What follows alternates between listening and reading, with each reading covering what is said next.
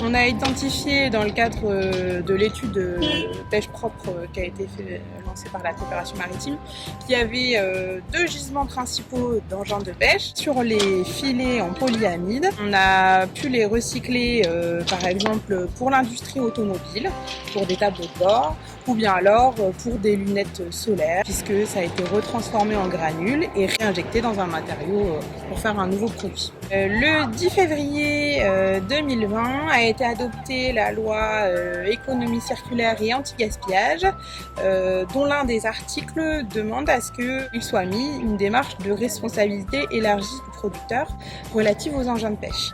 La REP, concrètement, c'est un dispositif d'organisation de gestion des déchets. Le producteur est identifié comme étant celui qui fait la mise en marché, celui qui vend le produit neuf. Ces metteurs en marché ont donc la responsabilité opérationnelle et financière de mettre en place un schéma permettant de bien gérer les engins de pêche quand ils arrivent en fin de vie. Ce qu'il est important de rappeler, c'est que conformément au Code de l'environnement, l'utilisateur final est responsable de la gestion du déchet. Par exemple, dans la pêche, c'est donc le pêcheur qui est responsable du filet. Cette démarche de responsabilité élargie du producteur n'est pas encore mise en place, mais les acteurs concernés, les metteurs en marché, s'orientent vers un dispositif volontaire qui permettra la mise en place de cette REP de manière plus souple.